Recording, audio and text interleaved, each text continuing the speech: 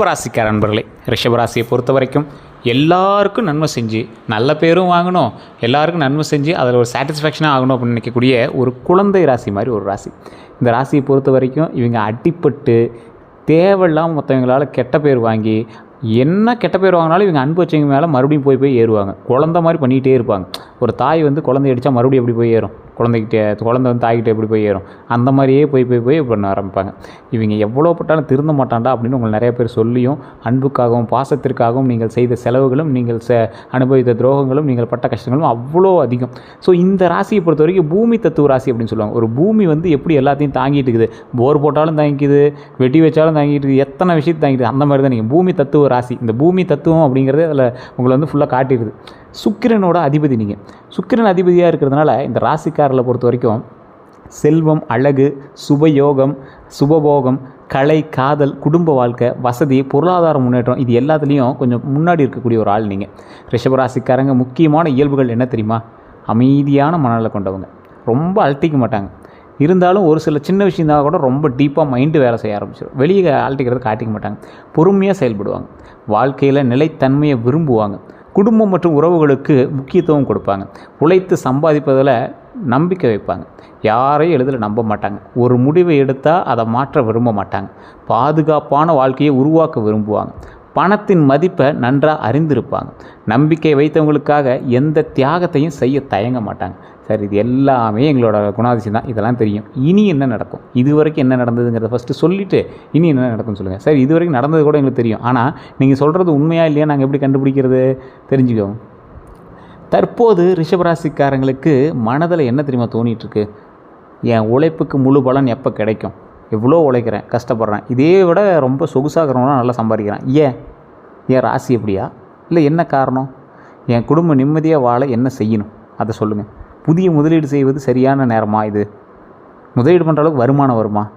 என் வாழ்க்கை இன்னும் நிலையாக எப்போ உட்காரும் அப்படிங்கிற எண்ணம் உங்களோட மைண்டில் இருக்குது. இப்போ அதெல்லாம் கேட்கணும் அப்படின்னு தான் நீங்கள் வெயிட் பண்ணிட்டுருக்கீங்க. இது உண்மையாக இல்லையான்னு மறக்காம மெசேஜில் பதிவிடுங்க. மேலும் வருமான உயர்வு எப்போ கிடைக்கும், சொத்து சேர்க்கக்கூடிய திட்டம் என்ன பண்ணுறது, குடும்ப பொறுப்புகள்லாம் நான் எப்படி பார்க்குறது, குழந்தைகளோட எதிர்காலம் எப்படி இருக்குது, கடன் இல்லாத வாழ்க்கை எப்படி இருக்குன்னு பார்க்கணும்னு சார் எனக்கு ரொம்ப கஷ்டமாக இருக்குது சார் அப்படிங்கிறவங்க, தொழிலில் விரிவாக்கம் பண்ணலான்னு ஆசை இருக்குது சார், ஆனால் அதுக்கான ஸ்டெப் எடுக்கிறதுக்கு என்ன பண்ணுறதுன்னு தெரியல. இந்த மாதிரி பல சிந்தனைகளை அதிகமாக ஓட்டிகிட்டு இருக்கிற ராசி இந்த ரிஷபராசி. ரிஷபராசி சாதாரணப்பட்ட ராசி கிடையாதுங்க, மைண்ட் நல்லா தெரிஞ்சுக்கோங்க. ரிஷபராசிங்கிறது ஒரு ஆன்மீகம் சார்ந்த ஒரு உள்ளுணர்வு சார்ந்த ராசி. சுக்கிரன் அவ்வளோ சீக்கிரம் நார்மலாக இருந்துட மாட்டார். சுக்கிர திசை இருக்குது அப்படின்னா நீங்கள் பிரபலமான ஒரு ஆளாக மாறிட்டுருக்கீங்கன்னு அர்த்தம். அதே போல் சுக்கிரனே உங்களோட ராசி அதிபதியாக இருந்தால் அப்போ நீங்கள் உங்களோட வாழ்க்கையில் எதை செஞ்சாலும் பிரபலமாகிறதுக்கான வாய்ப்புகள் இருக்குது. ரிஷபராசியில் பிறந்தவங்களுடைய பிறப்பு ரகசியம் என்ன தெரியுமா? ரிஷபம் அப்படிங்கிறது நிலைத்தன்மை மற்றும் வளத்தை உருவாக்கக்கூடிய ராசி அப்படின்னு சொல்லுவாங்க. இவங்க மெதுவாக ஆனால் உறுதியாக முன்னேறக்கூடிய ஒரு நபர். வாழ்க்கையில் பல முறை கஷ்டப்பட்டாலும் வாழ்க்கையில் ஒரு முறை உயர்ந்தால் அதை எளிதில் இழக்க மாட்டாங்க. ரொம்ப கஷ்டப்பட்டுருவீங்க, ஆனால் வாழ்க்கையில் ஒரு டைம் மேலே ஏறிட்டீங்க அப்படின்னா இறங்க மாட்டீங்க, அந்த அளவுக்கு மேலே ஏறலாம்.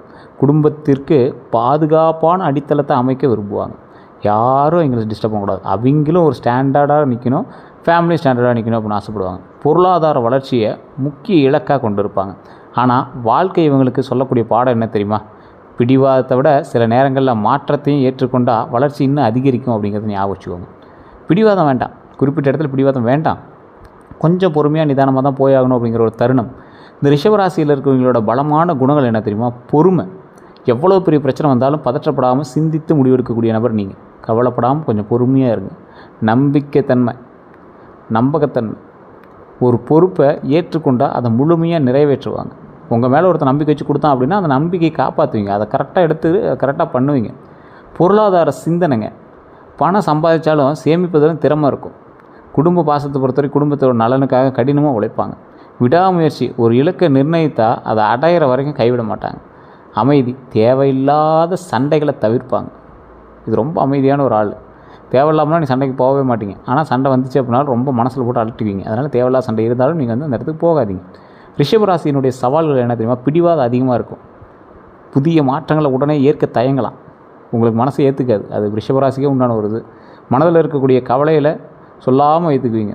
ஒரு எக்ஸாம்பிளுக்கு உங்கள் வீட்டில் ஒரு பொருள் வச்சுருப்பீங்க, ரொம்ப நாளாக அதே இடத்துல இருக்குது, அதை மாற்றி வைக்கணும் கூட உங்களுக்கு தோணாது. அது இருக்கட்டும், அந்த இடத்துல இருந்தால் தான் எனக்கு சாட்டிஸ்ஃபையாக இருக்குது அப்படின்னு நினைப்பீங்க. மனதில் இருக்கக்கூடிய கவலையை வெளியே சொல்லாமல் வச்சுக்குவீங்க. யாருக்கிட்டையும் உங்கள் கவலையை சொல்ல மாட்டீங்க. ரொம்ப உள்ளுக்குள்ளேயே போட்டு நீங்கள் அழுத தருணங்கள் அதிகம். உங்களுடைய அழுகையை தொடைத்த தலைவாணியும் அதோட பெட்ஷீட்டும் ரொம்ப அதிகம். அதே போல் உங்களுடைய மேலே இருக்கக்கூடிய இந்த ராசியை பொறுத்த வரைக்கும் ஒரு இடத்துல நீங்கள் கஷ்டப்பட்டீங்க அப்படின்னா உங்களுடைய கண்ணீர்களை துடைப்பதற்கு மற்றவர்களை விரும்ப மாட்டீங்க. நீங்களே உங்களோட கண்ணீர் துடைச்சிக்கிங்க. உங்களோட தலைவாணிக்கும் பெட்ஷீட்டுக்கும் உங்களுடைய வீட்டு 4 சுவர்களுக்கு மட்டும் தான் தெரியும் உங்களோட கஷ்டம். அதிக பொறுப்புகளை ஏற்றுக்கொள்ளுவாங்க. சில நேரங்களில் சோம்பேறித்தனமும் வரலாம். நம்பியவர்களால் துரோகம் மனதில் ஆழமான காயத்தை ஏற்படுத்தியிருக்கும். சில நேரங்களில் நான் எல்லாருக்கும் நல்லது செய்தோம், ஏன் எனக்கு இப்போ நடக்குது அப்படிங்கிற சில கேள்விகளும் உங்களுக்குள்ளே இருக்கும். மற்றவர்கள்ட்ட எப்படி பழகுவாங்க அப்படின்னா மரியாதையாக பேசுவாங்க. மரியாதையான, அதாவது இந்த ராசிக்காரங்க ரிஷப ராசி பொறுத்த வரைக்கும் மரியாதையை பேசக்கூடிய ராசி. தேவையான அளவுக்கு மட்டுமே பழகக்கூடிய ராசி. உதவி செய்ய தயங்க மாட்டீங்க. வாக்குறுதியை காப்பாற்ற முயற்சிப்பாங்க. நெருக்கமான உறவுகளை மிகவும் மதிப்பாங்க. இந்த ராசி நெருக்கமான உறவுகளை மிகவும் மதிக்கக்கூடிய ராசி அப்படின்னு சொல்லுதுங்க. இந்த ராசியை பொறுத்த வரைக்கும் இன்னொரு ஹைலைட்டான விஷயம் என்ன தெரியுமா? ஒரு முறை நம்பிக்கை உடைஞ்சி அப்படின்னா மீண்டும் பழகுவது மிகவும் கடினம். உங்கள்கிட்ட யாராவது நம்பிக்கை இழந்துட்டான் அப்படின்னா அவன் மேலே நீங்கள் என்ன பண்ணாலும் நம்பிக்கை வைக்க மாட்டீங்க. அவ்வளோதான் அப்படிங்கிற மாதிரி தான். மற்றவர்கள் இவர்களை எப்படி பார்ப்பாங்க தெரியுமா? பலர் இவங்களை அமைதியானவராகவும் நம்பிக்கையானவராகவும் நம்பகமானவனாகவும் உழைப்பாளராகவும் குடும்ப பாசம் கொண்டவராகவும் பொறுப்பானவராகவும் பார்ப்பாங்க. இதெல்லாம் நீங்கள் இருக்கீங்களா அப்படின்னு சொல்லுங்கள். அப்போல்லாம் ஒன்றும் இல்லையே சார் அப்போ நீங்கள் நினச்சாலும், ஆனால் நீங்கள் அந்த அளவுக்கு ஒரு ஐடென்டி பர்சன் தான். ரொம்ப அமைதியானவங்க தான், நம்பகத்தன்மையானவங்க தான், உழைப்பாளி. நீங்கள் குடும்ப பாசம் ரொம்ப அதிகம், உங்களுக்கு பொறுப்பானவங்க அப்படின்னு சொல்லுவாங்க. ஆனால் சிலர் பிடிவாதக்காரராக இருப்பாங்க. பொதுவாக மெதுவான முடிவு எடுக்கக்கூடிய நபர் நீங்கள். உணர்ச்சிகளை வெளிப்படுத்தாதவர் நீங்கள். அப்படிங்கிற தவறான சில விஷயங்கள்லாம் நீங்கள் எப்பயுமே மைண்டில் எடுத்துக்க மாட்டீங்க. யாராவது ஒருத்தர் தவறாக உங்களை ஏதாவது சொல்லிட்டாங்கன்னா மைண்டில் எடுத்துக்காமல் நீங்கள் போய் உங்கள் வேலையை பார்க்க ஆரம்பிப்பீங்க. மைண்ட் மட்டும் ஆனால் ஓடிட்டே இருக்கும் மனசில். ஸோ ஏமாற்றங்களும் துரோகங்களும் உங்களுக்கு ரொம்ப அதிகம். ரிஷபராசிக்காரில் பொதுவாகவே பாதிக்கப்படக்கூடிய இடங்கள் அப்படின்னு பார்த்தீங்கன்னா உறவுகள், நண்பர்கள், பணம் தான். இந்த 3 விஷயத்தில் நீங்கள் அதிகமாக பாதிக்கப்படுவீங்க. அதிக நம்பிக்கை வச்சதுனால உறவுகள்கிட்ட ஏமாற்றம், உண்மையான அன்பை எதிர்பார்த்ததால் உறவுகள்கிட்ட ஏமாற்றம், நண்பர்கள்ட்ட பண உதவி செய்ததால் நண்பர்கள்ட்ட ஏமாற்றம், நண்பர்களை குடும்பம் போல் நினைத்ததால் அவங்ககிட்ட ஏமாற்றம். பணத்தை பொறுத்த வரைக்கும் முதலீடு செய்ததால் கடன் கொடுத்து திரும்ப பெற முடியாததாலும் ரொம்ப ஏமாற்றத்தை அனுபவிச்சிருப்பீங்க. கடன் கொடுத்து திரும்ப பெற முடியாமல் போனதால் நீங்கள் ஏமாற்றப்பட்டிருப்பீங்க. எப்போதும் துரோகம் இருக்குது அப்படின்னு சொல்லுவாங்க. எல்லாரையும் எளிதில் நம்பும்போது ரொம்ப துரோகத்தை அனுபவிச்சிருப்பீங்க. ஆவணங்களை சரிபார்க்காமல் கையெழுத்திடும் போதும் துரோகத்தை அனுபவிச்சிருப்பீங்க. தொழிலில் கூட்டாளிகளை முழுமையாக நம்பும்போது கண்டிப்பாக நீங்கள் துரோகத்தை அனுபவிச்சிருப்பீங்க. குடும்ப சொத்து விஷயங்களில் கவனம் இல்லாமல் இருக்கும்போது பட்டா, டாக்குமெண்ட்டு, கிரையம் இது எல்லாத்துலேயுமே தேவையில்லாமல் மாட்டிக்குவீங்க. குடும்பத்தில் யார் உறுதுணை, யார் சவால் அப்படின்னு பார்த்தீங்கன்னா பொறுமையாக பேசுபவர்கள், குடும்ப ஒற்றுமையை விரும்புபவங்க, உங்கள் உழைப்பை மதிப்பவங்க. இவங்க தான் பார்த்திங்கன்னா பொறுமையாக பேசுகிறவங்களோ, குடும்ப ஒற்றுமையை விரும்புகிறவங்களோ, உங்கள் உழைப்பை மதிக்கிறவங்க தான் பார்த்திங்கன்னா உங்களுக்கு உறுதுணையாக இருப்பாங்க. சவால் அப்படின்னா பொறாமை கொண்ட உறவினர்கள், பண விஷயத்தில் சுயநலம் காட்டுபவங்க, உங்கள் வெற்றியை விரும்பாதவங்க தான் உங்களுக்கு சவாலான நபர்கள் அப்படின்னு சொல்கிறாங்க. ரிஷபராசிக்கு ஏற்ற தொழில்கள் அப்படின்னா ரியல் எஸ்டேட் பண்ணுங்கள், கரெக்டாக இருக்கும். ஒரு சிலருக்கு செட் ஆகும், ஆனால் ஜாதகம் தசாபுத்தி பார்க்கணுங்க. விவசாயம் பொறுத்த வரைக்கும் பரவாயில்லையாக இருக்கும். வங்கி மற்றும் நிதித்துறை ரொம்பவே பரவாயில்லையாக இருக்கும். நகை வியாபாரம் ரொம்ப அருமையாக இருக்கும். ஆடை வியாபாரம் ரொம்ப அருமையாக இருக்குங்க. உணவு தொழிலில் நல்ல ஒரு முன்னேற்றம் உண்டு. கட்டுமானம் நல்ல முன்னேற்றம் உண்டு.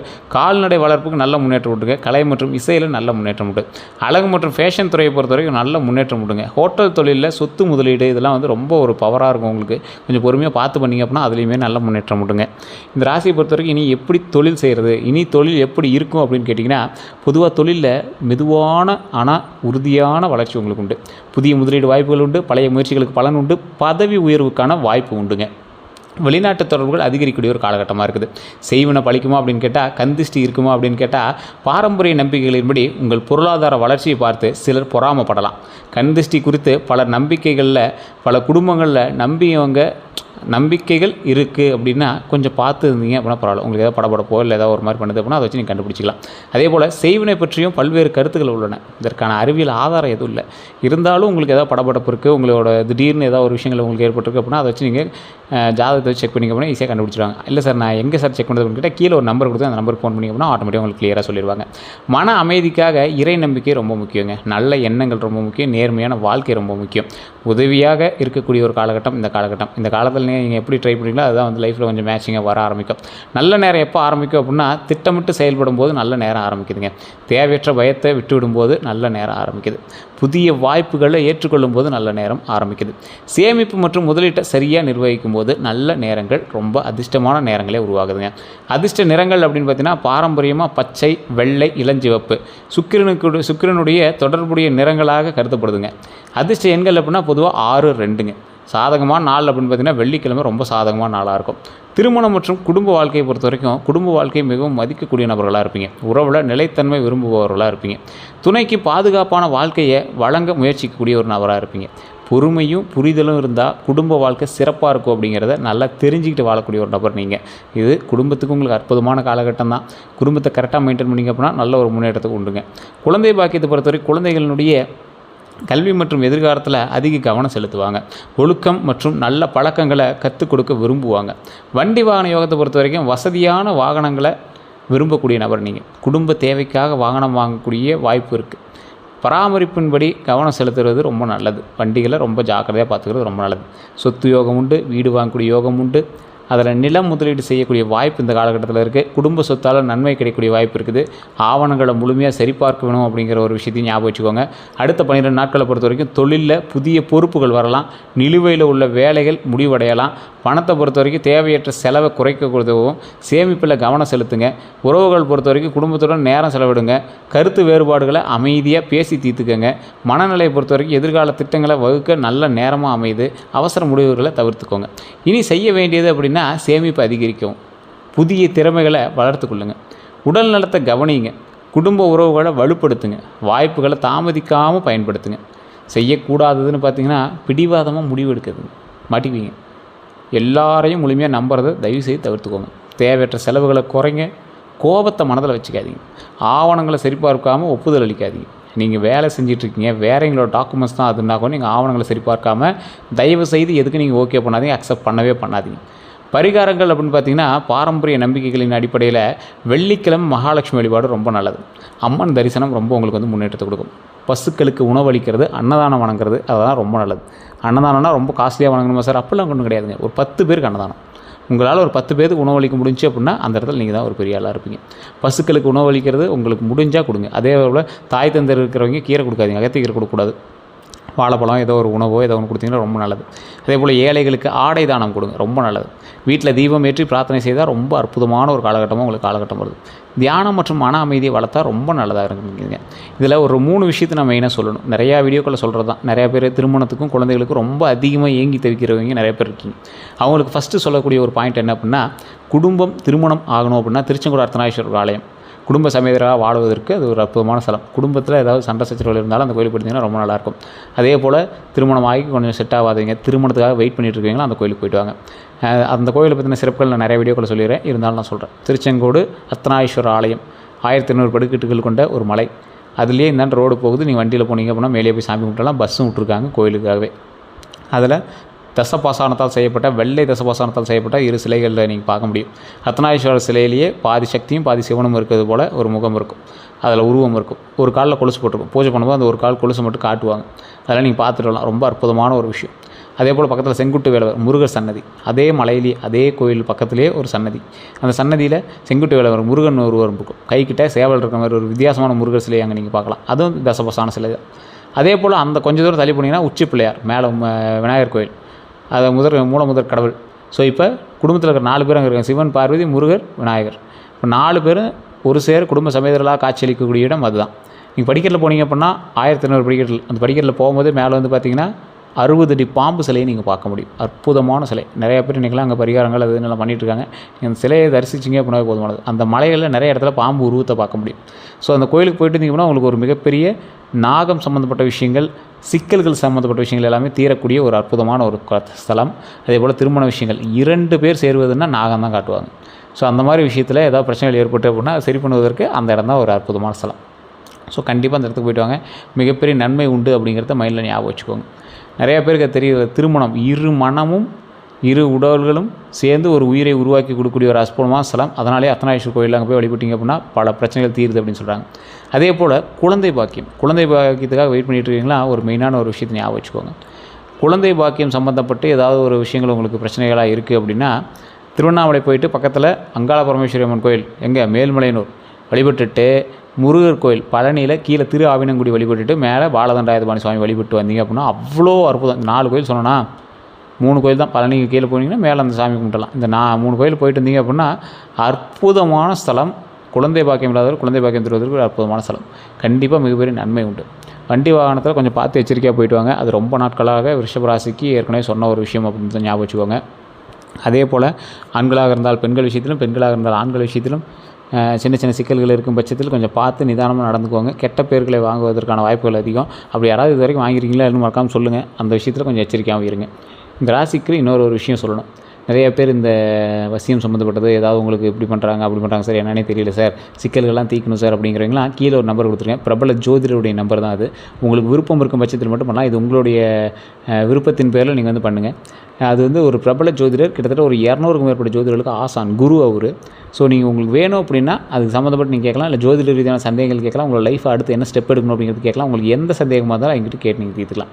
ஏதாவது தகவல் வேணும் அப்படின்னா ஜஸ்ட் நீங்கள் ஃபோன் பண்ணி கேட்டுக்கோங்க. கமெண்ட் செக்ஷனில் உங்களோட கருத்துக்களை பதிவிடுங்க. நீங்கள் கண்டிப்பாக வணங்க வேண்டிய தெய்வம் அப்படின்னா துர்க்கை அம்மன் வழிபாடு ரொம்ப முக்கியம். சுக்கிரன் வழிபாடு அப்படின்னு சொல்லுவாங்க. சுக்கிரன் அப்படின்னா வண்டி வாகனங்கள் எப்பயும் சுத்தமாக வச்சுக்கணும். உங்களுடைய ராசி அதிபதி சுக்கிரன். அதே போல் கலைத்துறையில் ரொம்பவே நீங்கள் வந்து வளர்கிறதுக்கான அதிகம். ஸோ உடம்பையும் நீங்கள் பார்க்கக்கூடிய ஒரு பார்த்தா அழகாக இருக்காண்டா அப்படிங்கிற அளவுக்கு நீங்கள் வந்து உங்களை நீங்கள் டியூன் பண்ணிட்டீங்க அப்படின்னா ஆட்டோமேட்டிக்காக உங்களுக்கான விஷயங்கள் எல்லாமே உங்களுக்கு கிடைக்க ஆரம்பிக்கும். அதாவது சுக்கிரன் வந்து வலுபெறுது உங்கள்கிட்ட. ஸோ அந்த மாதிரி விஷயங்கள் ஏதாவது இருந்ததுன்னா அதை சரி பண்ணிங்க அப்படின்னாவே உங்களுக்கு வந்து வாய்ப்புகள் அமையும். வேறு எந்த சந்தேகம் இருந்தாலும் மறக்காமல் கால் பண்ணி பேசி தெரிஞ்சுக்கோங்க. எல்லோருக்கும் நன்றி நண்பர்களே. இதுவரை நம்ம சேனல் சப்ஸ்கிரைப் பண்ணாமல் இருந்தால் சப்ஸ்கிரைப் பண்ணிக்கோங்க. அதில் பெல் பண்ண மறக்காமல் ப்ரெஸ் பண்ணிக்கோங்க. ஆல் பண்ணி கிளிக் பண்ணிக்கோங்க. அதே போல் ஃபேஸ்புக்கில் பார்த்தீங்கன்னா ஃபாலோ பண்ணிக்கோங்க. நன்றி நண்பர்களே.